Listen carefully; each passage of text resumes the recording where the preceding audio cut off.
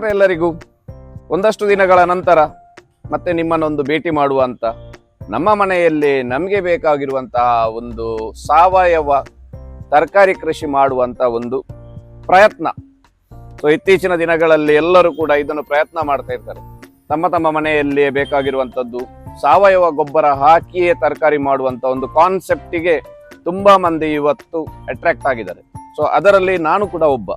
So ಹಾಗೆ ನೋಡಿ, last time ನಾನು ನಮ್ಮ ಮಗ ಜೋಶುವನೊಟ್ಟಿಗೆ ಚಿಕ್ಕ ಚಿಕ್ಕ ಬೀಜಗಳನ್ನು ಆಗಿರ್ಬೋದು, ಅಲಸಂಡೆ, ನಂತರ ಹಾಗಲಕಾಯಿ ಅಥವಾ ಬದನೆ, ಬೆಂಡೆ, ಈ ತರ ನನ್ನ ಮನೆಗೆ ಎಷ್ಟು ಬೇಕು ಅಷ್ಟು ಮಾತ್ರ ಹಾಗೆ ಹಾಕಿದೆ. ಅದರಲ್ಲಿ ಕೆಲವು ಗಿಡಗಳಲ್ಲಿ ಇವಾಗ ಒಂದು ಸೆಟ್ ಗಿಡಗಳಲ್ಲಿ ನೋಡಿ, ನಮ್ದು ಕಂಚಲಾಗಿರ್ಬೋದು, ಅಲಸಂಡೆ ಆಗಿರ್ಬೋದು, ಎಷ್ಟು ಚೆನ್ನಾಗಿ ಬಂದಿದೆ ನೋಡಿ. ಇದಕ್ಕೆ ಬೇರೆ ಯಾವುದೇ ರಾಸಾಯನಿಕ ಇಷ್ಟ ತನಕ ಯಾವುದು ಹಾಕಿಲ್ಲ, ನಾನು ಹಾಕೋದು ಕೂಡ ಇಲ್ಲ. ಸೊ ಹಾಗೆ ಇವಾಗ ನೋಡಿ, ಈ ಇಷ್ಟು ಎತ್ತರಕ್ಕೆ ಬರುವಾಗ ಇದು ಇನ್ನು ಮೇಲೆ ಹೋಗ್ಬೇಕು. ಮೇಲೆ ಹೋದಾಗ ನೋಡಿ, ನನ್ನ ಪಕ್ಕದ ಮನೆಯ ಪಕ್ಕದಲ್ಲೇ ಒಂದು ಗುಡ್ಡೆ ಇತ್ತು. ಆ ಗುಡ್ಡೆಯಲ್ಲಿ ಒಣಗಿದ ಒಂದು ಗಿಡದ ಒಂದು ಕೊಂಬೆ ಎಲ್ಲ ತಂದು ಬಳ್ಳಿ ಮೇಲೆ ಹೋಗ್ಲಿಕ್ಕೆ ಈ ತರ ಬಿಟ್ಟಿದ್ದೇನೆ. ಇವಾಗ ಇಲ್ಲಿ ಒಂದು ನಮ್ಮ ಊರಿನಲ್ಲಿ ಇವಾಗ ರಾಷ್ಟ್ರ ಪಕ್ಷಿಗಳ ಕಾಟ ಜೋರಾಗಿದೆ, ಎಲ್ಲರಿಗೂ ಕೂಡ ಗೊತ್ತುಂಟು. ಈಗ ನವಿಲು ಪ್ರತಿ ಮನೆಯ ಬಾಗಿಲಲ್ಲಿ ಕಾಣ್ತಾ ಸಿಗ್ತಾ ಉಂಟು. ಹಾಗೆ ನವಿಲು ಫಸ್ಟ್ ಬಂದು ಹುಡುಕುವುದೇ ಇದೆ, ಎಲ್ಲಿ ಏನು ಸಿಗ್ತದೆ. ತರಕಾರಿ ಸಿಕ್ಕಿದ ತಕ್ಷಣ ಬಂದು ಎಲ್ಲ ಮುಗಿಸಿ ಬಿಡ್ತದೆ. ಸೊ ಅದಕ್ಕೋಸ್ಕರ ನಾನು ಇವತ್ತು ಒಂದಿಬ್ರು ಲೇಬರನ್ನೆಲ್ಲ ತರಿಸಿ ಅದಕ್ಕೆ ಸುತ್ತ ನೆಟ್ ಎಲ್ಲ ಕಟ್ಟಿ ನೋಡಿ, ಚಂದ ಮಾಡಿ ನೆಟ್ ಕಟ್ಟಿದ್ದೇವೆ. ಇವಾಗ ಇದಕ್ಕೆ ನೆಟ್ ಎಲ್ಲ ಕಟ್ಟಿ ಒಳಗೆ ಬರದ ಹಾಗೆ ಒಂದು ಪ್ರಯತ್ನ ಮಾಡ್ತಾ ಇದ್ದೇನೆ. ಸೊ ಒಂದು ಒಳ್ಳೆ ಮಳೆ ಶುರುವಾಗಿದೆ ಇವತ್ತು ನೋಡಿ. ಎಲ್ಲ ಗ್ರೋ ಬ್ಯಾಗ್ಗಳಲ್ಲಿ ನಾವು ಹಾಕಿದಂತಹ ಮ್ಯಾಕ್ಸಿಮಮ್ ಎಲ್ಲ ಗಿಡಗಳು ಇವತ್ತು ಮೇಲೆ ಬರ್ತಾ ಉಂಟು. ಇನ್ನು ಇವಾಗ ಅದಕ್ಕೆ ಬೇಕಾಗಿರುವಂತಹ ನೆಕ್ಸ್ಟ್ ಸ್ಟೆಪ್, ನಾನು ನಮ್ಮ ಸೊಸೈಟಿಯಲ್ಲಿ ಸಿಗುವಂತಹ ಮೀನಿನ ಮೂಲದ ಒಂದು ಸಾವಯವ ಗೊಬ್ಬರ ಉಂಟು. ನಂದು ಈ ಸತ್ಯ ಉದ್ದೇಶ ಏನಂತ ಹೇಳಿದ್ರೆ, ಆ ಗೊಬ್ಬರ ಹಾಕಿಯೇ ತರಕಾರಿ ಮಾಡಬೇಕು ಎಂಬಂತ ಒಂದು ಉದ್ದೇಶ. ಯಾಕಂದ್ರೆ ತುಂಬಾ ರೈತರು, ತುಂಬಾ ಕೃಷಿಕರು ಆ ಗೊಬ್ಬರ ಹಾಕಿ ಒಳ್ಳೊಳ್ಳೆ ತರಕಾರಿ ಎಲ್ಲ ಬೆಳೆಸಿದ್ದಾರೆ. ನಿಮಗೆ ತುಂಬಾ ಒಂದಷ್ಟು ವಿಡಿಯೋಗಳಲ್ಲಿ ನೀವು ನೋಡಿರ್ಬೋದು. ಸೊ ನಾನು ಕೂಡ ನನ್ನ ಮನೆಯಲ್ಲಿ ಇದೊಂದು ಪ್ರಯತ್ನ ಮಾಡ್ತಾ ಇದ್ದೇನೆ. ನೋಡುವ ಮುಂದಿನ ದಿನಗಳಲ್ಲಿ ಹೇಗೆಲ್ಲ ಆಗ್ತದೆ, ಯಾವ ರೀತಿಯಲ್ಲಿ ನಮ್ಮ ತರಕಾರಿ ನಮ್ಮ ಮನೆಗೆ ಬೇಕಾಗಷ್ಟು ಒಳ್ಳೆ ಟೇಸ್ಟಿ ತರಕಾರಿ ಸಿಗ್ತದೆ ಎಂಬುವಂಥದ್ದು ಮುಂದಿನ ದಿನಗಳಲ್ಲಿ ನಿಮ್ಗೆ ತೋರಿಸ್ತೇನೆ. ಮಂದಿಗೆ ಹಟ್ಟಿ ಗೊಬ್ಬರ, ಈಗ ಮುಂಚೆ ಎಲ್ಲ ರೈತರೆಲ್ಲರೂ ಹಟ್ಟಿ ಗೊಬ್ಬರ ಎಲ್ಲ ಹಾಕಿ ಆ ತರದ್ದು ತರಕಾರಿ ಕೃಷಿ ಎಲ್ಲ ಸಾವಯವ ಮಾಡ್ತಾ ಇದ್ರು. ಆದ್ರೆ ಇವಾಗ ತುಂಬಾ ಮಂದಿ ಸಿಟಿಯಲ್ಲಿ ಅಥವಾ ಎಲ್ಲರ ಮನೆಯಲ್ಲಿ ಟ್ಯಾರಿಸ್ ಮೇಲೆ ಹೀಗೆ ಬೇರೆ ಬೇರೆ ರೀತಿಯಲ್ಲಿ ತರಕಾರಿ ಮಾಡಬೇಕು, ಕೃಷಿ ಮಾಡಬೇಕು, ಅಥವಾ ಮನೆಯಲ್ಲಿ ಹೂವಿನ ಗಿಡಗಳು ಬೆಳೆಸಬೇಕು ಎಂಬುವಂಥದ್ದು ತುಂಬಾ ಮಂದಿಗೆ ಆಸೆ ಇರ್ತದೆ. ಆದ್ರೆ ಅವರಿಗೆ ಸಾವಯವ ಗೊಬ್ಬರ ಸಿಕ್ಕಿರುವುದಿಲ್ಲ. ಅಂತವರಿಗೆ ಬೆಸ್ಟ್ ಏನಂತ ಹೇಳಿದ್ರೆ ಮೀನಿನ ಮೂಲದ ಸಾವಯವ ಗೊಬ್ಬರ, ಎಲ್ಲ ಪೋಷಕಾಂಶ ಇರುವಂತಹ ಗೊಬ್ಬರ. ನಾನು ಒಂದಷ್ಟು ರೈತರುಗಳಿಗೆ ವಿಸಿಟ್ ಮಾಡಿ, ಭೇಟಿ ಮಾಡಿ, ಅವ್ರ ಹತ್ರ ಮಾತಾಡುವಾಗ ಅವರು ಮೀನಿನ ಮೂಲದ ಗೊಬ್ಬರದಿಂದ ಅದ್ಭುತವಾಗಿರುವಂತಹ ಫಲಿತಾಂಶ ಅವರಿಗೆ ಸಿಕ್ಕಿದೆ. ಆದ್ರೆ ನಾನು ಕೂಡ ಈ ಸತಿ ಬರೀ ಮೀನಿನ ಮೂಲದ ಸಾವಯವ ಗೊಬ್ಬರದಿಂದಲೇ ಇಷ್ಟು ತರಕಾರಿಯನ್ನು ಮಾಡುವಂತ ಇದ್ದೇನೆ. ನೋಡಿ, ಈ ಗಿಡ ಇವಾಗ ಇಷ್ಟು ಚೆನ್ನಾಗಿ ಬಂದಿದೆ ಅಂತ ಹೇಳಿದ್ರೆ ಇದಕ್ಕೆ ನಾನು ನನ್ನ ಮನೆಯಲ್ಲಿ ಒಂದು 3-4 ವರ್ಷಕ್ಕಿಂತ ಹಿಂದೆ ಮಾಡಿದಂತಹ ಸುಡುಮಣ್ಣು, ಆ ಸುಡುಮಣ್ಣಿನಲ್ಲೇ ನಾನು ಇವತ್ತು ಈ ಗಿಡಗಳನ್ನು ಹಾಕಿದ್ದೇನೆ. ನೋಡಿ, ನೆಟ್ಟಿದ್ದೇನೆ, ಎಷ್ಟು ಚೆನ್ನಾಗಿ ಬಂದಿದೆ. ಇದಕ್ಕೆ ನೆಕ್ಸ್ಟ್ ಸ್ಟೆಪ್ ನಾನು ಹಾಕುವಂಥದ್ದು ಮೀನಿನ ಮೂಲದ ಗೊಬ್ಬರ, ನಮ್ಮ ಸೊಸೈಟಿಯಲ್ಲಿ ಸಿಗುವಂಥದ್ದು. ಸೊ ಆ ಗೊಬ್ಬರದಿಂದಲೇ ಹೇಗೆ ಬರ್ತದೆ, ಫಲಿತಾಂಶ ಹೇಗೆ ಬರ್ತದೆ, ಮುಂದಿನ ದಿನಗಳಲ್ಲಿ ನಾನು ನಿಮ್ಗೆ ತೋರಿಸ್ತೇನೆ. ಈಗ ಒಂದಷ್ಟು ತುಂಬಾ ಮಂದಿಯವರ ಹತ್ರ ಸುಡು ಮಣ್ಣು ಸಿಗುವುದಿಲ್ಲ. ಅಂತವರಿಗೆ ನಾರ್ಮಲ್ ಮಣ್ಣನ್ನು ಹಾಕಿ ನೀವು ಬಿತ್ತನೆ ಮಾಡಿದ ನಂತರ ಗಿಡ ಈ ಹಂತಕ್ಕೆ ಬರುವಾಗ ಅದಕ್ಕೆ ನೀವು ಗೊಬ್ಬರ ಹಾಕ್ಲಿಕ್ಕೆ ಉಂಟು. ಆ ಗೊಬ್ಬರ ಹಾಕುವಾಗ ನೀವು ಮೀನಿನ ಮೂಲದ ಗೊಬ್ಬರ, ಅದರಲ್ಲಿ ಲಿಕ್ವಿಡ್ ಇರುತ್ತೆ ಅಥವಾ ಗೊಬ್ಬರ ಇರುತ್ತೆ, ಫಿಶ್ ಮೀಲ್, ಬೋನ್ ಮೀಲ್ ಅಂತ ಸಿಗ್ತದೆ, ಅಥವಾ ಮೀನಿನ ಫಿಶ್ ಬೇಸ್ಡ್ NPK ಅಂತ ಸೊಸೈಟಿಗಳಿಗೆ ಸಿಗ್ತದೆ. ಅಂತದ್ದು ಹಾಕಿದ್ರೆ ಬೇರೆ ಯಾವುದೇ ಗೊಬ್ಬರ ಹಾಕುವಂಥದ್ದು ಅವಶ್ಯಕತೆ ಇಲ್ಲ. ಅಷ್ಟು ಅದ್ಭುತವಾಗಿರುವಂತ ರಿಸಲ್ಟ್ ಸಿಗ್ತದೆ. ನಾನು ನಿಮ್ಗೆ ಲೈವ್ ಆಗಿ ನಿಮ್ಗೆ ಮಾಡಿ ತೋರಿಸ್ತೇನೆ. ಇದಕ್ಕೆ ಬೇರೆ ಯಾವುದೇ ನಾನು ಹಾಕಲಿಲ್ಲ. ಅದಕ್ಕೋಸ್ಕರ ನೋಡಿ, ಎಲ್ಲ ಕಡೆ ನೆಟ್ ಎಲ್ಲ ಹಾಕಿ ನಮ್ಮ ರಾಷ್ಟ್ರ ಪಕ್ಷಿ ನವಿಲು ಒಳಗಡೆ ಬರಬಾರ್ದು ಎಂಬ ಕಾರಣಕ್ಕೋಸ್ಕರ ಈ ತರ ಎಲ್ಲ ಮಾಡ್ತಾ ಇದ್ದೇನೆ. ಒಂದು ಚಿಕ್ಕ ಒಂದು ಪ್ರಯತ್ನ, ಒಂದು ಪ್ರಯೋಗ. ಹಾಗೆಯೇ ನೀವು ಕೂಡ ನಿಮ್ಮ ಮನೆಯಲ್ಲಿ ಮಾಡಿ, ಆರೋಗ್ಯಕ್ಕೆ ಕೂಡ ಒಳ್ಳೇದು ಅಂತ ಹೇಳ್ತಾರೆ. ಎಲ್ಲದಕ್ಕೆ ನಾವು ಇವಾಗ ತುಂಬಾ ಕಡೆ ನಮ್ಗೆ ಕಾಣ್ಲಿಕ್ಕೆ ಸಿಗ್ತಾ ಉಂಟು, ರಾಸಾಯನಿಕ ಗೊಬ್ಬರ ಹಾಕಿ ಯಾವುದೆಲ್ಲ ನಾವು ಅದರ ಪರಿಣಾಮ ನಮ್ಮ ಮೇಲೆ, ದುಷ್ಪರಿಣಾಮ ನಮ್ಮ ಮೇಲೆ ಬೀಳ್ತದೆ, ನಾವು ತಿನ್ನುವಂತಹ ಹಣ್ಣು ಹಂಪಲ ಆಗಿರ್ಬೋದು ಅಥವಾ ಬೇರೆ ಬೇರೆ ಸಿಂಪಲ್ ಚಿಕ್ಕ ಒಂದು ಜಾಗ ಇದ್ರೆ ಸಾಕು, ನಿಮ್ಮ ಮನೆಗೆ ಬೇಕಾಗುವಷ್ಟು ವಿವಿಧ ರೀತಿಯಲ್ಲಿ. ನಾನೀಗ 5-6 ಕಡೆ ಎಲ್ಲ 3 ತರದ್ದು ಇದು ತರಕಾರಿ ಕೃಷಿ ಮಾತ್ರ ಮಾಡಿದ್ದೇನೆ. ಇಂಥದ್ದು ಇಷ್ಟು ಗ್ರೋ ಬ್ಯಾಗ್ ಅಲ್ಲಿ ನಿಮ್ಗೆ 2 ಗ್ರೋ ಬ್ಯಾಗ್ ಅಲ್ಲಿ ಬೇರೆ ಬೇರೆ ಟೈಪ್ ಇದು ಹಾಕಿದ್ರು ಕೂಡ ಸಾಕಷ್ಟು ನೀವು ತರಕಾರಿ ಮಾಡಬಹುದು ಎಂಬಂತದ್ದು ನನ್ನೊಂದು ಸಲಹೆ. ನೀವು ಕೂಡ ಟ್ರೈ ಮಾಡಿ, ನಾನು ಕೂಡ ಮಾಡ್ತಾ ಇದ್ದೇನೆ. ಸಂಪೂರ್ಣ ಸಾವಯವ ಕೃಷಿಯತ್ತ ನಮ್ಮ ಪಯಣ ಇರ್ಲಿ ಎಂಬಂಥದ್ದು ಒಂದು ಯೋಚನೆ ಇರಬೇಕು. ನೋಡಿ ಹೇಗೆ ಬೇಕಾದ್ರೂ ಅದು ಮ್ಯಾನೇಜಬಲ್. ನಮ್ಮಲ್ಲಿ ನಮ್ಮ ಮಗ ಜೋಶ್ವನಿಗೆ ಒಂದು ಆಡ್ಲಿಕ್ಕೆ ಭಯಂಕರ, ಹೇಗೆ ಬೇಕಾದ್ರೂ ಆಡ್ತದೆ. ಉಪದ್ರ ಕೂಡ ಹಾಗೇನೆ ಉಂಟು, ಆದ್ರೆ ಒಂದು ಮನೆಯೊಳಗೆ ಗಲೀಜಿ ಮಾಡುವಂಥದ್ದು ಅದೆಲ್ಲ ಯಾವುದಿಲ್ಲ. ಭಾರಿ ಶಿಸ್ತು ಅಂದ್ರೆ ಶಿಸ್ತು. ಹೀಗೆ ಮೇಲೆ ಬಿಟ್ಟರು ಕೂಡ ಕೂತ್ಕೊಳ್ತದೆ. ನೋಡಿ ಹೇಗೆ ಹಿಡಿತದೆ, ನೋಡಿ ನೋಡಿ ನೋಡಿ ಹೇಗೆ ಬ್ಯಾಲೆನ್ಸ್, ನೋಡಿ ನೋಡಿ ನೋಡಿ ನೋಡಿ ಹೇಗೆ ಹೇಗೆ ಹೇಗೆ ಆಗ್ತದೆ ಅಂತ ಹೇಳಿದ್ರೆ ನೋಡಿ ನೋಡಿ ನೋಡಿ ನೋಡಿ ಒಂದರಿಂದ ಒಂದಕ್ಕೆ ಹೋಗ್ತದೆ. ಎಂತದ ಬಾ ಹೋಗು. ಹೇಗೆ ಹೋಗ್ತಿ? ಹೇಗೆ? ಹೌದಾ? ಹೇಗೆ ಬರುದು ನೀನೀಗ? ಎಂತ ಮಿಯಾವ್ ಮಿಯಾವ್ ಮಿಯಾವ್ ಕೆಳಗೆ ಇಳಿಲಿಕ್ಕೆ ಬೇಕು. ಎಂತದ ಬಾ ಬರ.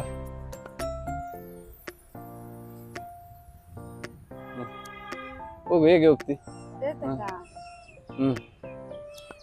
ಹಾಗೆ ನೋಡಿ ಹೇಗೆ ಬರ್ತದೆ, ನೋಡಿ ಹೇಗೆ ಹೋಗ್ತದೆ, ನೋಡಿ ನೋಡಿ ನೋಡಿ ನೋಡಿ ಹಾಗೆ ನೋಡಿ. ಅದಕ್ಕೆಲ್ಲ ಕಲೆ ಉಂಟು ಅದರಲ್ಲಿ ಎಲ್ಲ. ನೋಡಿ ಹೇಗೆ ಹೋಗ್ತದೆ, ನೋಡಿ ನೋಡಿ ಹಾಗೆ. ಅದರದೊಂದು ಈಗ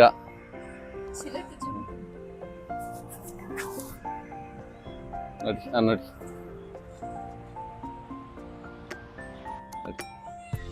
ನೋಡಿ ನೋಡಿ ನೋಡಿ ಈಗ ಹೇಗೆ ಇಳಿತದೆ, ನೋಡಿ ನೋಡಿ ನೋಡಿ ನೋಡಿ ನೋಡಿ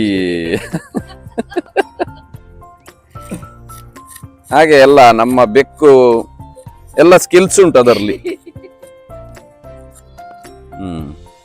ಹೋಗು ಹೋಗು.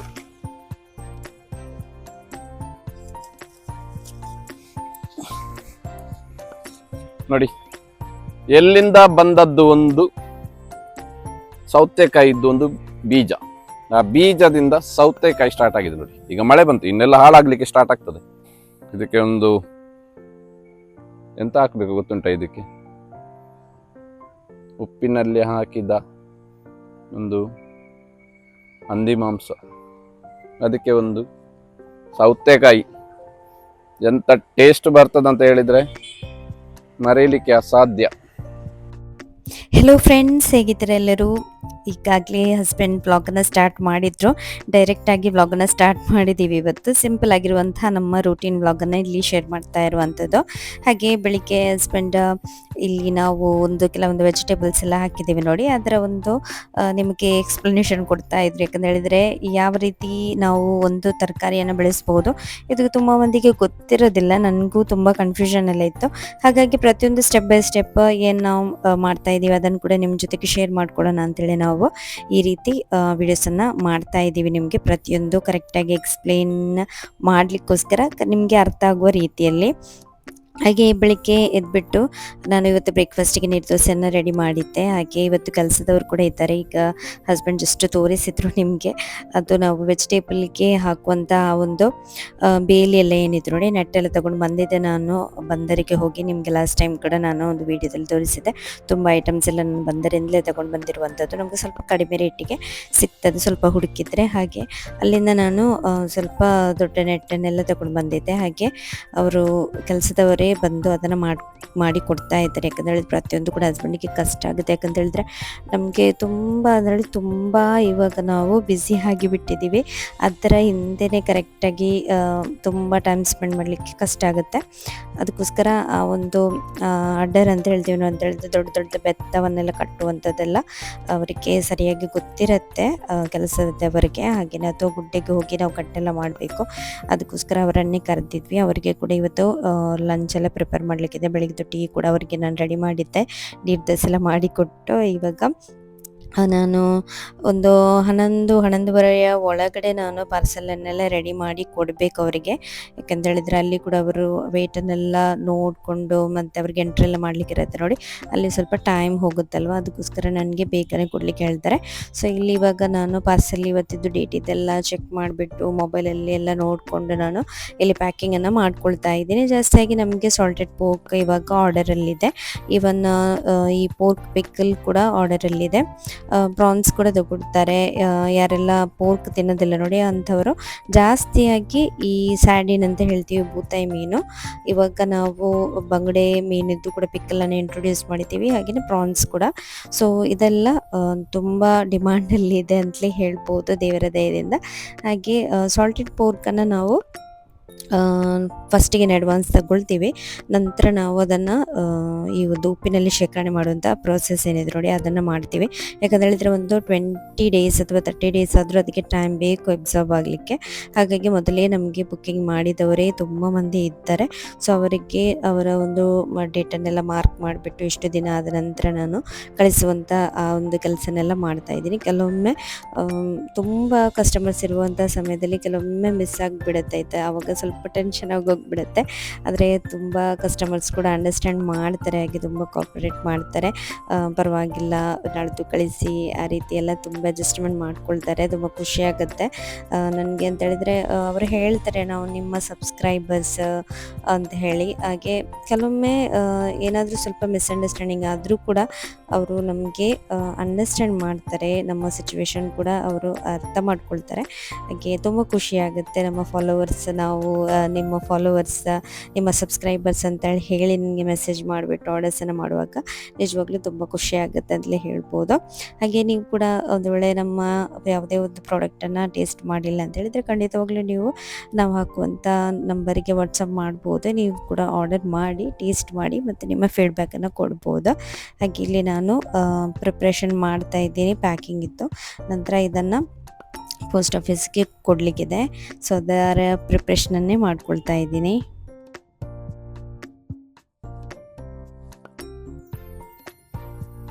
ಮಧ್ಯಾಹ್ನಕ್ಕೆ ಆಲ್ರೆಡಿ ಹೇಳಿದ್ದೆ ನೋಡಿ, ಕೆಲಸದವರು ಕೂಡ ಇದ್ದಾರೆ. ಹಾಗೆ ನಾವು ಮನೆಯವರು ಅಂತ ಹೇಳಿ ಸೇರುವಾಗ ಅಡುಗೆ ಸ್ವಲ್ಪ ಸರಿಯಾಗಿ ಮಾಡಿಕೊಳ್ಬೇಕು. ಹಾಗೆ ನಾನು ಬೆಳಿಗ್ಗೆನೇ ಇವತ್ತು ಸಾರು ಮಾಡಿದ್ದೆ, ಆದರೆ ಕರೆಂಟೇ ಇರಲಿಲ್ಲ, ಬೆಳಿಗ್ಗೆಯಿಂದಲೇ ಕರೆಂಟ್ ಇಲ್ಲ ನಮಗೆ. ಹಾಗಾಗಿ ಹಸ್ಬೆಂಡ್ ಇವಾಗ ಬಂದು ಈ ಒಣ ಮೀನು ಏನಿದೆ ನೋಡಿ ಅದನ್ನು ಫ್ರೈ ಮಾಡ್ಕೊಳ್ತೀನಿ ನಾನು ಅಂತ ಹೇಳಿ, ನಾನು ಸಾರು ಮತ್ತು ಉಪ್ಪಿನಕಾಯಿ ಏನಿದೆ ನೋಡಿ ನಾನ್ ವೆಜ್ದು ಅದನ್ನು ಇವತ್ತು ಕೊಡುವ ಅಂಥೇಳಿ ಪ್ಲ್ಯಾನ್ ಮಾಡಿಕೊಂಡಿದ್ದೆ. ಆದರೆ ಕರೆಂಟೇ ಬಂದಿರಲಿಲ್ಲಲ್ವ, ಹಾಗೆ ಹಸ್ಬೆಂಡ್ ಹೇಳಿದರು ನಾನು ಒಣ ಮೀನನ್ನು ಕ್ಲೀನ್ ಮಾಡಿಬಿಟ್ಟು ಅದನ್ನು ಫ್ರೈ ಮಾಡ್ಕೊಳ್ತೀನಿ ಅಂತ ಹೇಳಿ. ನಾನು ಬೆಳಿಗ್ಗೆ ಇವತ್ತು ಬೇಗ ರೈಸ್ ಮಾಡಿ ಇರೋದ್ರಿಂದ ಹೊರಗಡೆ ಈ ಒಲೆಯಲ್ಲಿ ಏನು ಬೆಂಕಿ ಮಾಡಿತ್ತು ನೋಡಿ ಅದು ಆರಿ ಹೋಗಿತ್ತು, ಅದಕ್ಕೆ ಅವರು ಒಳಗಡೆನೇ ಇಲ್ಲಿ ಇವಾಗ ಫ್ರೈ ಮಾಡ್ಕೊಳ್ತಾ ಇದ್ದಾರೆ. ಅವ್ರದ್ದು ಫೇವ್ರೆಟ್ ಆಯಿತಾ ಇದು ಒಣ ಮೀನು. ಅಂದರೆ ನಾನು ಜಾಸ್ತಿಯಾಗಿ ಫ್ರೈ ಎಲ್ಲ ಮಾಡಲಿಕ್ಕೆ ಹೋಗೋದಿಲ್ಲ, ಮಾಡಿದರೂ ಕೂಡ ಒಲೆಯಲ್ಲಿ ಈ ಗೆಂಡೆ ಏನಿರುತ್ತೆ ನೋಡಿ ಅದರಲ್ಲಿ ಮೇಲೆ ನಾನು ಸ್ವಲ್ಪ ಅದನ್ನು ಎಣ್ಣೆ ಎಲ್ಲ ಹಾಕದೆ ಫ್ರೈ ಮಾಡಿ ಕೊಡುವಂಥದ್ದು. ಆದರೆ ಅವರಿಗೆ ಈ ರೀತಿ ಅಪರೂಪಕ್ಕೆ ಮಾಡಲಿಕ್ಕೆ ಇಷ್ಟ, ಅದಕ್ಕೋಸ್ಕರ ಆಯ್ತಂತ ಹೇಳಿದೆ. ಇವತ್ತೊಂದು ಮನೆಯಲ್ಲಿ ಗ್ಯಾಸಲ್ಲಿ ಇವತ್ತು ಒಲೆಯಲ್ಲಿ ಮಾಡಲಿಕ್ಕೆ ಪುರ್ಸೊತ್ತಿಲ್ಲ. ಸೊ ಇವತ್ತು ಕರೆಂಟ್ ಕೂಡ ಇಲ್ಲ. ಸೊ ಜೋರು ಮಳೆ ಬರುವಾಗ ಒಂದು ನೆನಪಾದದ್ದು ಹಂದಿ ಮಾಂಸದ್ದು ಒಂದು ಎಂತ ಹೇಳ್ತಾರೆ, ಅದರಲ್ಲಿ ಬರುವಂಥ ಎಣ್ಣೆ ಉಂಟಲ್ಲ, ಆ ಎಣ್ಣೆಯಲ್ಲಿ ಒಂದು ಒಣ ಮೀನನ್ನು ಕಾಯಿಸುವುದು ಭಾರಿ ಒಳ್ಳೆದಾಗ್ತದೆ, ಒಳ್ಳೆ ರುಚಿ ಆಗ್ತದೆ, ಸೂಪರ್ ಆಗ್ತದೆ. ನೀವು ಎಲ್ಲಿಯಾದರೂ ಟ್ರೈ ಮಾಡದಿದ್ದೊಮ್ಮೆ ಟ್ರೈ ಮಾಡಿ, ಒಳ್ಳೆ ರುಚಿ ಅಂದರೆ ರುಚಿ. ಖಾಲಿ ಈಗ ಬೇಸಿದಲ್ಲಿ ಒಂದು ಗಂಜಿ ಸಿಕ್ಕಿದ್ರೆ ಉಂಟಲ್ಲ, ಬೇರೆ ಟೇಸ್ಟ್ ನೀವು ಕಲ್ಪನೆ ಮಾಡಲಿಕ್ಕೂ ಸಾಧ್ಯ ಇಲ್ಲ, ಅಷ್ಟು ಒಳ್ಳೆ ಟೇಸ್ಟ್. ಅಪರೂಪಕ್ಕೆ ಪರಿಮಳನೇ ಬೇರೆ, ಸೂಪರ್ ಪರಿಮಳ, ಒಳ್ಳೆ ಟೇಸ್ಟ್. ಬೇರೆ ಎಂತ ಹಾಕ್ಲಿಕ್ಕೆ ಏನಿಲ್ಲ, ಬೇರೆ ಹಾಕ್ಲಿಕ್ಕೆ ಏನಿಲ್ಲ, ಖಾಲಿ ಮೀನು ಮಾತ್ರ ಫ್ರೈ ಫ್ರೈ ಫ್ರೈ.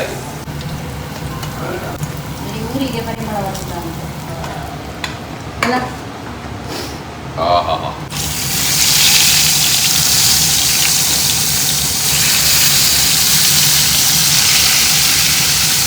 ನಿಮಗೂ ಕೂಡ ಈ ರೀತಿ ಒಣಮೀನೆಲ್ಲ ಇಷ್ಟನಾ ನನಗೆ ಕಮೆಂಟಲ್ಲಿ ಹೇಳಿ ಆಯಿತಾ. ನಾವು ತೀರಾ ಅಪರೂಪ ಮಾಡೋದೈತಾ ಈ ರೀತಿ, ಯಾಕಂತ ಹೇಳಿದ್ರೆ ಫ್ಯಾಟ್ ಒಳ್ಳೆಯದಲ್ಲ ಅಂತೇಳಿ ಹೇಳ್ತಾರಲ್ವ. ಹಾಗಾಗಿ ನಾನು ಜಾಸ್ತಿ ಯಾಕೆ ಅಂತ ಹೇಳಿದ್ರೆ ತೀರ ಕಡಿಮೆ ನಾನು ಈ ರೀತಿ ಫ್ರೈ ಮಾಡೋದು. ಆದರೆ ಅವರಿಗೆ ಇವತ್ತು ಕರೆಂಟ್ಸ್ ಇರಲಿಲ್ಲ ಅಲ್ವಾ, ಹಾಗೆಯೇ ಮಾಡು ಅಂಥೇಳಿ ಆಸೆ ಇತ್ತು ಕಾಣಬೇಕು. ಮತ್ತು ಕೆಲಸದವರಿಗೆ ಸಹ ಖಾಲಿ ಚಪ್ಪೆ ವೆಜಿಟೇಬಲ್ ಕೊಡಲಿಕ್ಕೆ ಸಹ ಇಷ್ಟ ಆಗೋದಿಲ್ಲ ಅಂಥೇಳಿ ನಾವು ಫ್ರೈ ಮಾಡಿದ್ವಿ. ಸೊ ಇಲ್ಲಿ ನಾನು ಅವರಿಗೆ ಊಟವನ್ನು ಬಡಿಸ್ತಾ ಇದ್ದೀನಿ. ಹಾಗೆ ಸ್ವಲ್ಪ ನಿನ್ನೆದ್ದು ಈ ನುಂಗೆಲೆ ಹಿಟ್ಟು ಹೇಳ್ತೀವಿ ನೋಡಿ, ಅದರದ್ದು ಕೂಡ ಚಟ್ನಿ ಮಾಡಿದ್ದು ಇತ್ತು, ಅದನ್ನು ಸಹ ಕೊಡ್ತಾ ಇದ್ದೀನಿ. ಹಾಗೆಯೇ ಇಲ್ಲಿ ನಾನು ಉಪ್ಪಿನಕಾಯಿನ ಸಹ ಕೊಡ್ತಾ ಇದ್ದೀನಿ. ಸೊ ಅವರಿಗೆ ಒಂದು ಸ್ವಲ್ಪ ಹೊಟ್ಟೆ ತುಂಬ ಊಟ ಕೊಟ್ಟರೆ ಇದೆಯಲ್ಲ, ನಿಜವಾಗ್ಲೂ ತುಂಬ ಚೆನ್ನಾಗಿ ಕೆಲಸ ಮಾಡ್ತಾರಲ್ವ. ಬಂದು ಕೆಲವರು ತುಂಬ ಚೆನ್ನಾಗಿ ಕೆಲಸ ಮಾಡ್ತಾರೆ. ನಮಗೆ ಇಲ್ಲಿ ಇವತ್ತು ಬಂದವರು ತುಂಬ ಬೆಳಗ್ಗಿಂದ ಒಂದು ಗಳಿಗೆ ಕೂಡ ಟೈಮ್ ವೇಸ್ಟ್ ಮಾಡದೆ ಚೆನ್ನಾಗಿ ಕೆಲಸ ಮಾಡಿದರು. ಹಾಗೆ ಊಟವನ್ನೆಲ್ಲ ಅವರಿಗೆ ಬಡಿಸಿಬಿಟ್ಟು ನಾನು ಮತ್ತು ಹಸ್ಬೆಂಡ್ ಕೂಡ ಊಟಕ್ಕೆ ಕೂತ್ಕೊಂಡಿದ್ವಿ. ಹೊರಗಡೆ ನೋಡ್ಬೋದು ವೆದರ್ ಯಾವ ರೀತಿ ಆಗಿದೆ ಅಂತೇಳಿ, ಇಡೀ ಕತ್ತಲಾಗಿದೆ. ಹಾಗೆಯೇ ಎಲ್ಲಿಯಾದರೂ ಮರ ಬಿದ್ದಿದೆ ಕಾಣಬೇಕು. ಒಂದು ಬೆಳಿಗ್ಗೆ ಹೋಗಿರುವಂಥ ಕರೆಂಟ್ ಬಂದೇ ಇಲ್ಲ. ಹಾಗೆ ನಾವು ಕೂಡ ಇನ್ನು ಊಟ ಮಾಡ್ಕೊಳ್ಳೋಣ ಅಂತ ಹೇಳಿ ಇಬ್ಬರು ಸೇರಿ ಊಟ ಮಾಡ್ಕೊಂಡ್ವಿ. ನಂತರ ಜೋಶುವ ಬಂದಮೇಲೆ ನಾವು ಮತ್ತೊಮ್ಮೆ ಬ್ಯುಸಿಯಾಗಿ ಬಿಡ್ತೀವಿ. ಹಾಗೆ ಅವರು ಮಳೆ ಬಂದರೂ ಕೂಡ ರೈನ್ ಕೋಟ್ ಥರ ಹಾಕಿಬಿಟ್ಟು ಚೆನ್ನಾಗಿ ಕೆಲಸವನ್ನು ಮಾಡ್ತಾಯಿದ್ರು. ಹಾಗೆ ಇವತ್ತಿಗೆ ನಿನ್ನೆ ಕರೆದಿದ್ವಿ, ಹಾಗೆ 2 ದಿನ ತಗೊಂಡ್ರು ಇದನ್ನು ಕಂಪ್ಲೀಟ್ ಮಾಡಲಿಕ್ಕೆ. ಹಾಗೆ ನಾವು ಕೂಡ ಇನ್ನೂ ಊಟ ಮಾಡ್ಕೊಂಡು ಬಿಡೋಣ ಅಂತ ಹೇಳಿ ನನ್ನ ಹಸ್ಬೆಂಡ್ಗೆ ಹೇಳ್ತಾ ಇದ್ದೆ. ಸೊ 2 ರೌಂಡ್ ನಾವು ಫ್ರೈ ಮಾಡಿದ್ವಿ. ಸೊ ಇವಾಗ ನಾವು ಊಟ ಮಾಡಿಕೊಂಡು ಇನ್ನೂ ಸಿಂಪಲ್ ಆಗಿರುವಂಥ ವ್ಲಾಗನ್ನು ಇಲ್ಲೇ ಎಂಡ್ ಮಾಡ್ತಾ ಇದ್ದೀನಿ ಫ್ರೆಂಡ್ಸ್. ನಾನು ಸ್ವಲ್ಪನೇ ವೀಡಿಯೋಸನ್ನು ಮಾಡ್ತಾಯಿದ್ದೀನಿ, ಯಾಕಂದರೆ ಡಿಟೇಲ್ ಆಗಿ ವೀಡಿಯೋಸನ್ನು ಮಾಡಲಿಕ್ಕೆ ಫುಲ್ ಡೇ ರೂಟೀನನ್ನು ಮಾಡಲಿಕ್ಕೆ ಸ್ವಲ್ಪ ಕಷ್ಟ ಆಗ್ತಾ ಇದೆ. ನಿಮಗೆ ಅರ್ಥ ಆಗುತ್ತೆ ಅಂತೇಳಿ ಅಂದ್ಕೊಳ್ತೀನಿ. ನಾನು ಎಂದೆಷ್ಟು ಸಾಧ್ಯ ಆಗ್ತಿದೆ ಅಷ್ಟು ನಾನು ವೀಡಿಯೋಸನ್ನು ಮಾಡ್ತಾ ಇದ್ದೀನಿ. ಹಾಗೆ ಏನಾದರೂ ನಿಮ್ಮದು ಕಮೆಂಟ್ಸ್ ಇದ್ದರೆ ನನಗೆ ಖಂಡಿತವಾಗ್ಲೂ ಹಾಕಲಿಕ್ಕೆ ಮರಿಬೇಡಿ. ಹಾಗೆಯೇ ವಿಡಿಯೋಗೆ ಲೈಕ್ ಕೊಡೋದಿಲ್ಲ ಫ್ರೆಂಡ್ಸ್. ನೀವು ಇಂಥ ಒಂದು ಜೆನ್ಯೂನ್ ಆಗಿರುವಂಥ ವೀಡಿಯೋಸ್ಗೆ ನೀವು ಲೈಕ್ ಕೊಡೋದಿದ್ರೆ ಇನ್ನು ಯಾವ ರೀತಿಯಾದಂಥ ವೀಡಿಯೋಸ್ಗೆ ನೀವು ಲೈಕ್ ಕೊಡ್ತೀರಿ ನನಗೆ ಅರ್ಥ ಆಗೋದಿಲ್ಲ. ಸೊ ತುಂಬ ರಾ ವೀಡಿಯೋಸನ್ನು ಮಾಡ್ತಾಯಿದ್ದೀವಿ ನ್ಯಾಚುರಲ್ ಆಗಿ. ಹಾಗೆಯೇ ಒಂದು ಒಳ್ಳೆ ಕಂಟೆಂಟ್ ಇರುವಂತಹ ವೀಡಿಯೋಸ್ ನಿಮ್ಗೆ ಏನಾದರೂ ಕಲೀಲಿಕ್ಕೆ ಸಿಗುತ್ತೆ. ಖಂಡಿತವಾಗ್ಲೂ ನಾವು ಸಾವಯವದ ಬಗ್ಗೆ ಮಾತನಾಡ್ತಾ ಇದ್ದೀವಿ, ಅದು ಕೂಡ ತುಂಬ ಫೇಕ್ ಆಗಿ ಅಲ್ಲ, ಏನು ರಿಸಲ್ಟ್ ಬಂದಿದೆ ನೈಜ ಉದಾಹರಣೆಗಳನ್ನು ತಗೊಂಡೇ ಮಾಡಿರುವಂಥ ಒಂದು ಇನ್ಸ್ಪಿರೇಷನ್ ಮುಖಾಂತರ ನಾವು ಮಾಡ್ತಾ ಇದ್ದೀವಿ. ಆದರೂ ಕೂಡ ಲೈಕ್ಸೇ ಕೊಡೋದಿಲ್ಲ ನೀವು, ಹಾಗೆ ಶೇರ್ ಕೂಡ ಮಾಡೋದಿಲ್ಲ ವೀಡಿಯೋಸನ್ನು. ಕೆಲವೊಮ್ಮೆ ಬೇಜಾರಾಗುತ್ತೆ, ನಾವು ತುಂಬ ಎಫರ್ಟ್ಸ್ ಎಲ್ಲ ಹಾಕಿ ಒಂದು ವೀಡಿಯೋಸ್ ಮಾಡಬೇಕಾದ್ರೆ ಅದಕ್ಕೆ ಸಿಗುವಂತಹ ಒಂದು ಮೋಟಿವೇಶನ್ ಸಿಗೋದಿದ್ರೆ. ಆದರೂ ಕೂಡ ಪರವಾಗಿಲ್ಲ ಅಂಥೇಳಿ ನಾನು ವೀಡಿಯೋಸನ್ನು ಕಂಟಿನ್ಯೂ ಮಾಡ್ತಾ ಇದ್ದೀನಿ ನನ್ನ ಒಂದು ಪ್ಯಾಷನ್ಗೋಸ್ಕರ. ಹಾಗೆ ಖಂಡಿತವಾಗ್ಲೂ ವೀಡಿಯೋಸ್ಗೆ ಲೈಕ್ ಕೊಡಲಿಕ್ಕೆ ಮರಿಬೇಡಿ. ಹಾಗೆಯೇ ನಿಮ್ಮ ಫ್ರೆಂಡ್ಸ್ ಜೊತೆ ಫ್ಯಾಮಿಲಿ ಜೊತೆ ಎಲ್ಲ ಶೇರ್ ಮಾಡಿ, ಸ್ವಲ್ಪ ಸಪೋರ್ಟ್ ಮಾಡಿ. ನಮಗೆ ಕೂಡ ಇಷ್ಟೊಂದು ಎಫರ್ಟ್ಸ್ ಹಾಕ್ತಾ ಇರಬೇಕಾದ್ರೆ ನಿಮ್ಮ ಸಪೋರ್ಟ್ ಅಷ್ಟೇ ಇಂಪಾರ್ಟೆಂಟ್ ಆಗಿರುತ್ತೆ. ಯಾಕಂತ ಹೇಳಿದರೆ ತುಂಬ ಸರ್ತಿ ನಾನು ನೋಡಿದ್ದೀನಿ, ತುಂಬ ಏನು ಸಹ ಕಂಟೆಂಟೇ ಇರೋದಿಲ್ಲ. ಹಾಗೆ ತುಂಬ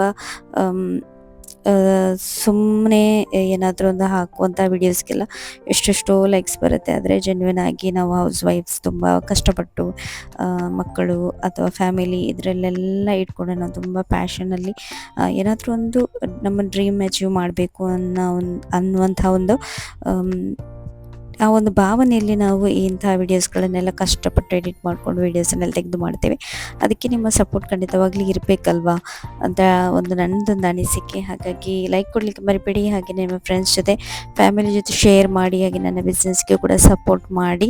ಒಂದು ವೇಳೆ ನಿಮಗೆ ಬೇಡ ಇದ್ದರೂ ಕೂಡ ನಿಮ್ಮ ಫ್ಯಾಮಿಲಿ ಫ್ರೆಂಡ್ಸಿಗೆಲ್ಲ ಇಷ್ಟಪಡೋರು, ನಾನ್ ವೆಜ್ ಪಿಕ್ಕಲಾಗಿರ್ಬೋದು, ನಾನ್ ವೆಜ್ ಐಟಮ್ಸ್ ಇಷ್ಟಪಡೋರು ತುಂಬ ಮಂದಿ ಇರ್ತಾರೆ, ಅವರಿಗೆ ಶೇರ್ ಮಾಡಿ ನಮಗೆ ಸಪೋರ್ಟ್ ಮಾಡಿ ಅಂತೇಳಿ ಕೇಳ್ಕೊಳ್ತೀನಿ.